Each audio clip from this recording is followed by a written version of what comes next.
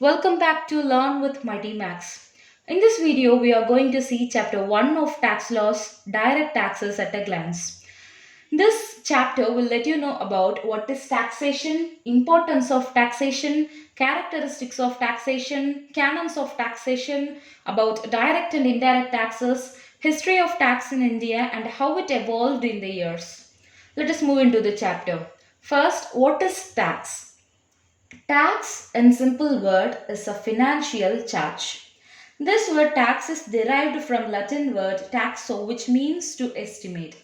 This tax is levied by the government upon an individual or an entity, that is, a legal entity. The person who pays tax is known as taxpayer.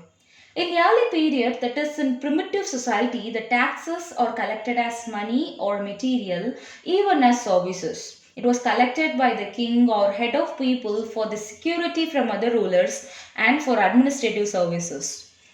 The modern taxation system was introduced in the medieval century where tax is collected as money instead of materials. We have to note this. It is collected as a charge for protection from other rulers, for use of roads, as land rents, etc. A person or an entity who or which pays the taxes will not get direct benefit from the government for the taxes paid, but the tax was a direct payment from a person or legal entity to the government. The money collected from tax is used for war expenditures, enforcement of law and public order, protection of property, economic infrastructure, public works like road construction, railway construction, social engineering, example roadways, railways, bridges, then for government operations, payment of interest on foreign borrowings, to fund foreign aids, to develop educational systems, health services such as government hospitals, pensions, then to increase employment opportunities and other common services like armed forces. The taxes are also used to modify the pattern of consumption, demand, and supply of taxable goods. The government needs huge fund for administration. The government may sell any publicly owned property for fund, but it was limited as it can be sold once. So the government rely on tax as one of the main source of revenue. We have to note this that the government rely on tax as one of the main source of revenue. The principal function of taxation is to pay the government expenditures. You have to notice this point then. In this modern economy, the taxation is used in multiple new ways like to reduce demand in private sector, to redistribute the income and wealth through various kinds of taxes, economic development, stabilization of income, protection of local industries from foreign companies, to solve economic problems like unemployment, inflation and depression along with some other fiscal instruments like repo rate, reverse repo rate, etc. For example, currently the Reserve Bank of India has increased the repo rate to control inflations. Now let us clearly see about the meaning of tax. There are various definitions of some authors are given in the book. By that we got a clear meaning of taxation, that is tax is a compulsory contribution levied by the government from the owner of the income without direct benefit but for public benefit, and a taxes should be arranged by law. Let us discuss about this again. Tax is a compulsory contribution levied by government. From this we get that tax is must and it is paid to the government as it is levied by the government. Then from owner of income without direct benefit but for public benefit, and taxes should be arranged by law. From this meaning, we can easily get the characteristics of taxation. Let us look into the meaning of the taxation again. It is said that the tax is compulsory. That is the first characteristic of taxation. Then, it is a compulsory contribution. So, tax is a contribution. Then, who levies the tax? The government. So, tax is contribution is another characteristics of taxation. Then, who levies the tax? The government. So, then the government levies the tax. It is another characteristic of taxation. Then, who pays the tax? An individual. Then, upon whom the tax is levied? That is the owner of the income. So, The tax is paid by the owner of the income. It is another characteristic of taxation. Then, what is the meaning of taxes without direct benefit? This is one more characteristic of taxation. See the meaning. We will get the topics of characteristic of taxation one by one in the meaning itself. You have no need to memorize it separately. Then it is given in the meaning, that is for public benefit. It is also another characteristic of taxation. At last, the meaning ends with the word law, which defines the first characteristics of taxation. As we saw that tax is compulsory because the taxation is enforced through laws as given in the definition. The laws including Income Tax Act, Finance Act, Central Board of Revenue Act and some others. The laws make the taxation compulsory for every citizen. So tax is compulsory. Why the government impose taxes? For economic growth and public welfare. So it is another characteristic of taxation. At last, the tax is not the cost of benefit. Let us see it in detail. The first characteristic is tax is compulsory. Who levy the taxes? The government of India through enforcement of laws. Every citizen of India should abide by the laws of the nation. This makes the tax compulsory because it is enforced through laws. So, tax should be paid by the citizen out of his income or through any purchase of goods that comes under GST or through affording any taxable services or through some other conditions. It will be studied later. If not, it is punishable. Then, the second characteristic of tax is contribution. Tax is contribution. A single person cannot build road, bridge, water supply system by himself, and for protection from other invasions, he is dependent on the government. That person should contribute something to the government for these services through taxes. Therefore, tax is contribution. The third characteristic of tax is government has the power to levy tax. Government practices sovereign authority upon its citizens by levying taxes. This line is mentioned multiple times in the book. Not everyone can collect the taxes. The government has the authority to collect the taxes through enforcing laws. Through the taxation, the government converts the private property, that private resources, into public properties and public resources. The fourth characteristic of taxation is tax is paid out of the income of the taxpayer. The person who pays tax is known as taxpayer. If a person earns income and the income is realized, mention this word, the income is realized, the person should pay tax on the income to the government. Then the fifth characteristic is no direct benefit from taxation. There is no quid pro quo between the government authority and the public taxpayer. This word quid pro quo is mentioned several times in the book. It means something to something. In quid pro quo, a person gets promised to receive something in return for something he gives. A taxpayer pays tax to the government. In return, they don't get anything directly from the hands of the government authorities. That is, no quid pro quo. The benefit can be received by tax will be indirect, like roadways, public transportation systems, subsidies, army services, etc. Then the sixth characteristic of taxation is tax is for public benefit. The government does not give the benefit for the tax money only to the taxpayer, but for the entire common public.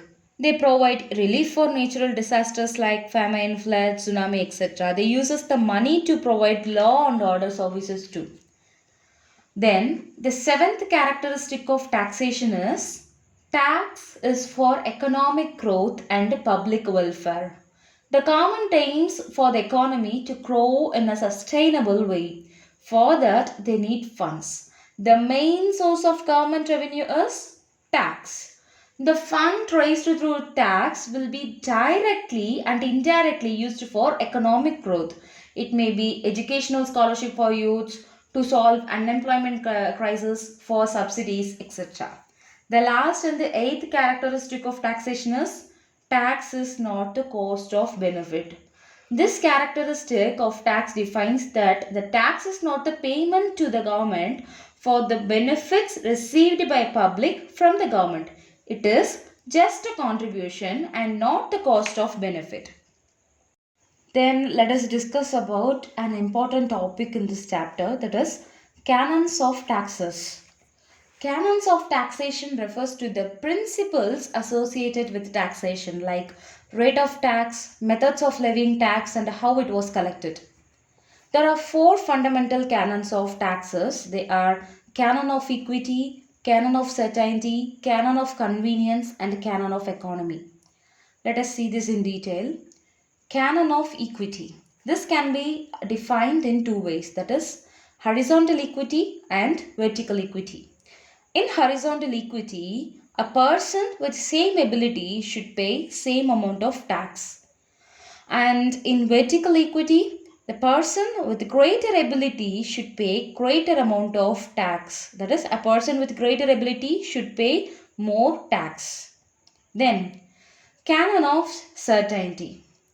This canon will give us answer for lots of questions that rises in our mind while paying taxes, like why to pay tax, how to pay tax, how much to pay tax, to whom we should pay tax, which will help us to ensure the compliance in paying taxes. Then, canon of convenience. Taxpayer should feel easier in paying tax. This is explained in the canon of convenience, which help to ensure the compliance, because the canon of convenience is associated with making the payment of taxation and the collection of taxation easier. This principle also defines that the tax collection and the structure of taxation should be in a manner that provides convenience to the government to collect the taxes and convenience to the public to pay the taxes. It should be collected at the right time. For example, salaried people are taxed at right time while receiving their salary. Then, canon of economy. This principle tells that the cost of collecting the tax should be minimum as much as possible. This will avoid over expenses occurring while collecting the taxation. Then let us discuss about the objectives of taxation. The first objective of taxation is revenue. We have already seen that the main source of government revenue is taxation. With this, the government spends for public expenditure. So the primary objective of tax is to supplement the government revenue. Then social objectives. Social objectives can be discussed under three headings. The first one is redistribution of income and wealth. The second one is social welfare. And the third one is safety of societies from bad and injurious customs. The first one is redistribution of income and wealth, right? Let us see about that. The government redistributes the income and wealth in three ways. First, by imposing high tax on luxury goods. Usually, rich people use as the luxury goods. They have higher ability to pay tax than poor because they earn more than poor. Here applies the vertical equity under the canon of equity. So, the government collects more tax through some luxury products and spends it on public expenditures. Then by applying a progressive tax system, and then finally by providing tax exemption on some basic goods like vegetables, milks, earthen pots, etc.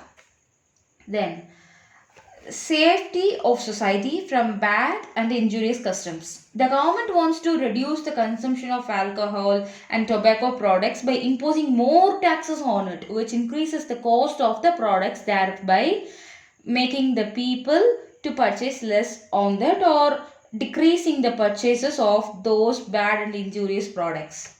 This objective tells that the tax is used to reduce some bad practices. Then economic growth. One of the important goal of tax is economic development. Tax policies aims in mobilizing resources in public expenses for business developments, then to increase savings and investment. Then the fifth objective of taxation is enforcing government policies. The government encourages exports than imports by implementing a suitable tax system for that. This will help the local manufacturers to grow. Like this, the government supports home industries, home protections, exports, employment opportunities, local investments, and savings through the tax policies. Then the sixth objective of taxation is directing limited scarce resources into effective and essential channels. The government levy tax or gives exemption to certain industries and levy higher taxes on certain industries. The investors prefer to invest in industries having less taxation system or industries under tax exemption. They don't prefer the industries under higher taxation slab. This is a method to encourage the investors to invest in particular sector by giving tax exemption to that or by reducing the tax slab on that. Then the seventh objective of taxation is economic stability. The main objective of the government is sustainable economic development. The main factor for the sustainable economic development is stable economy. Increase in inflation or depression will affect the economic stability largely. So the government uses the tax as a tool to control such economic problems. For example, the country is in inflation now. The government has imposed export tax of rupees 6 per litre of petrol and rupees 13 per litre of diesel. Through this, the government wants to reduce the export and increase the local supply of petrol and diesel since the rate of petrol and diesel is high in our nation now. In case of depression, people will have less purchasing power. This may result in decrease of demand and supply of a product in a large land, which increases unemployment and the business losses. So the government decreases the taxes to increase the purchase of such products. These are the objectives of taxation. I have not discussed about the third objective of taxation, that is economic significance of taxes. I think you will understand when you read the textbook. Then let us see about the direct and the indirect taxes first. What is direct tax? Direct tax is a tax which is levied on the income of a person. The tax burden of that person cannot be shifted to other person because the owner of the income is paying the tax. For example, income tax. Then what is indirect tax?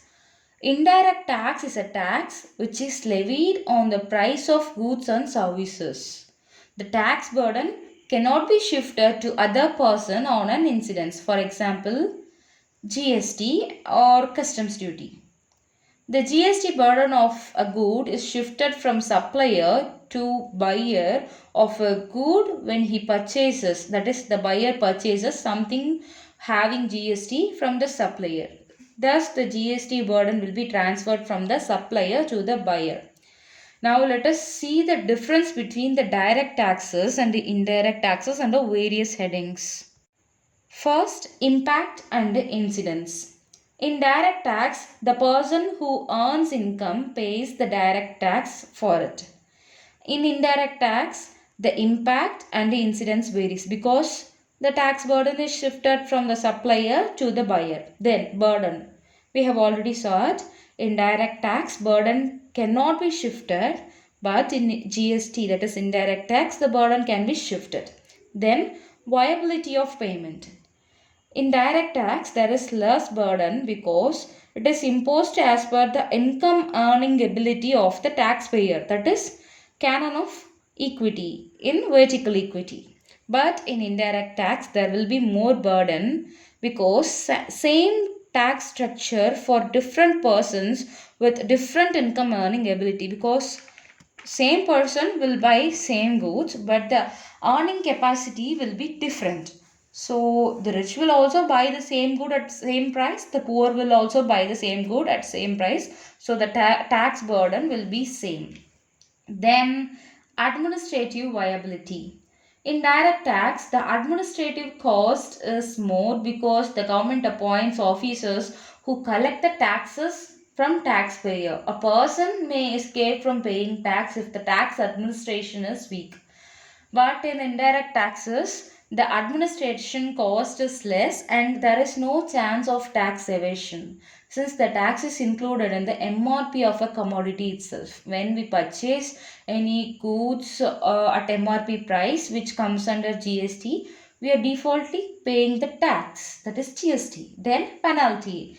In direct taxes, penalty is levied on the person paying tax, but under indirect taxes, the penalty is levied on the supplier of the goods and services. Now let us see about the merits and demerits of direct taxation. First, the merits of direct tax. The first merit is equity. The direct taxes are levied on the basis of income earning capacity of a person, that is, canon of vertical equity. Then, elasticity and production. The government collect the direct taxes and use it in an emergency situation, for subsidies, for public expenditures, etc. Then, certainty. Here comes the canon of certainty. The government and taxpayer know that why, how, and how much is the taxes. Then, reduction in inequality. Since the direct tax is based on the income earning ability of the person, that is vertical equity, the rich pays more and the poor pays less or no income tax on them. Then, taxes are good instrument in inflation. The government increases certain tax and levies new taxes to bring out the excess money during inflation. Then, simplicity. The rules and the procedures of direct tax are simple. So, let us see about the demerits of direct tax. The first demerit is tax evasion. The poor administration system in direct tax system will increase the tax evasion. Then, uneconomical. The cost of collection in direct tax is high. Then, unpopular. The direct tax is paid in lump sum. The taxpayer feels the pain of paying hard earned money as lump sum payment. So it is unpopular among taxpayers. Then, little incentive to work and save. Person with higher income pays more tax and left with little saving of his income. So little incentive to work and save. Then, not suitable for poor countries. Government cannot fulfill all its needs with the direct tax alone in poor nations. Then, arbitrary. No logical principle is associated in direct tax to determine the degree of progression in taxation. Okay, then let us move into the indirect taxation. First, merits. The first merit of indirect tax is high revenue production. Either rich or poor, all needs to buy goods and afford certain services. The indirect taxes are levied on that, so it is collected at huge amount. Then, no evasion. The indirect taxes is included in the MRP of the product itself, so no one can escape from the tax while purchasing the good under the indirect tax system, that is under GST slab. Then, convenience. It is hidden, that is the indirect tax is hidden in the MRP. So the taxpayer will not feel the burden of paying it. He is just paying the MRP according to himself. Then, economy. Since the tax is collected simply through purchase or through affording any services, the cost of collection is less. Then, wide coverage. Indirect tax is levied on essential, luxurious, as well as bad commodities too. So, it is widely covered. Then, elasticity. The taxes of large number of goods and services can be altered to change the demand and the supply of product and services. Then let us see the demerits of indirect taxes. The first demerit is regressive in effect. The indirect tax on some essential commodities are same for rich and poor. Since it was included in the MRP itself, why the rich and poor buys the same product on the same MRP price. The rich is paying the same tax and the poor is paying the same tax. So it is regressive in effect. Then, Uncertainty in collection. This tax is levied while purchasing any commodity. Total yield cannot be estimated accurately over different indirect taxes. Then, decreased in savings and increased in inflation. People paying taxes over essential commodities. Generally, people needs to buy more essential commodities. Therefore, paying taxes with MRP on some essential commodities will decrease the savings, and then it increases the price of the goods because the GST is included in the MRP itself. So the MRP of the goods and services will be increased, resulting in increased wages, resulting in inflation. Then let us discuss about the background of taxation, one of the important topic. In ancient times, the taxes are paid as gold, silver, yield, cattle, and even as services too. There are well planned tax structure in the ancient times. There are two books that are discussing about the tax structure in ancient times. They are Manu and Arthashastra. The Manu was written by Manu, a lawgiver. He defines about taxation. Let us see about that. First, a king can levy tax. Only the king can levy tax. The administrator only can levy the tax. Then, tax based on income and expenditure. Here it is defined that tax is based on the income, that is earning ability of a person. Here comes the vertical equity. Then, no excessive taxation. Then, no zero tax. The taxes should be levied, but it should not be excessive. Then, the tax should be levied in a way where a taxpayer should not feel the pinch of paying the tax. Then, traders and artisans are taxed with 1/5 of their profits in silver and gold. And finally, agriculturalists are taxed with 1/6 or 1/8 or 1/10 of their production depending on the yield and circumstances. They don't want to burden the agriculturalist in case of low yield or low production. Then here comes an important topic, income tax in modern India. First, Income Tax Act 1860. Please make notes of all the points I tell or mail to mitmax9420@gmail.com. mitmax9420@gmail.com. I will send you the PDF of this video, PDF notes of this video. Then let us move into the Income Tax Act 1860. This Income Tax Act 1860 was introduced by British, which passed only for 5 years. This act was lapsed in the year 1865 and then it was replaced, that is Income Tax Act 1860 was replaced by license tax, that is certificate tax, in the year 1867. This license tax, that is certificate tax, was abolished in the year 1873, but it remained in operations. Note this point, remained in operation till 1886.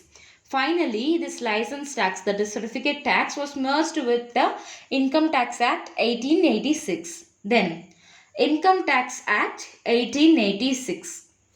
This Income Tax Act 1886 was levied on income of resident and non-resident of India. The agricultural income was exempted because there is already a direct tax in the name of land revenue for agriculture. So no income tax for the agriculture. Then the Hindu undivided family was treated as distinct taxable entity in the Income Tax Act 1886. These are the three major points for the Income Tax Act 1886 given in the book. Then Income Tax Act 1918. 1918, note the year. Some provisions were inserted regarding the business deductions in Income Tax Act 1918. This was introduced to calculate the net income. Then this Income Tax Act 1918 was replaced by the new act, that is Act 11 of 1922. This Income Tax Act 1922 remained in operations for 40 years. This introduced an organizational structure for income tax department. It gave a mechanism for administering taxes. It tells that the rates are levied down in annual finance acts yearly. Then the tax rate shall be adjusted as per annual budgetary requirements. There, in the Income Tax Act 1922, a proper system of administration was introduced. It also gave terms or names, whatever we say, nomenclature, that is, ranks for income tax authorities. Then, the Income Tax Act 1961 was introduced, which is currently in operation. It will be amended by annual finance acts and the other legislations. It came into force on April 1, 1962.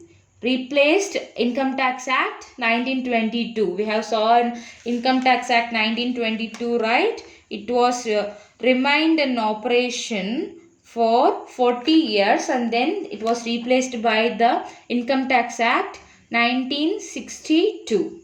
Additionally, the Income Tax Rules 1962 was formed. Then let us see about the changes in administrative setup since the inception of the department, that is Income Tax Department. The Income Tax Act 1922 we have already discussed, right, which gave specific nomenclature, that is rank, to various income tax authorities. It also laid foundation for proper administration system in Income Tax Department. And then in 1924, Central Board of Revenue Act declared it as a statutory body with functional responsibilities. Then for each province, a commissioner of income tax is provided with the assistant commissioner and income tax officers. Then in 1939 amendments, two vital structural changes happened. First, the appellate function is separated from the administrative function and appellate assistant commissioner was introduced. And second, a central charge was created in Bombay. And then in 1940, Directorate of Inspection Income Tax Department was created with an aim for providing effective control over progress and the inspection of Income Tax Department. Then the executive and judicial functions were separated. And in 1941, an appellate tribunal was created, which is a quasi-judicial institution. That is, a quasi-judicial institution that deals with appeals under the Direct Tax Acts. Then, a central charge was created in Calcutta. To discuss about the tax structure in India, the Constitution of India discuss about the taxes in Article 265, in Article 246 and in Schedule 7. The Article 265 tells that no tax shall be levied or collected except by the authority of law, which means the government has the authority to levy and collect taxes through enforcement of laws. Then Article 246 distributes legislative powers including taxation between the Parliament of India and the state legislature. And then in Article 7, the powers of central government and state government were told, and in case of conflict, it is telling that the law made by the union government prevails.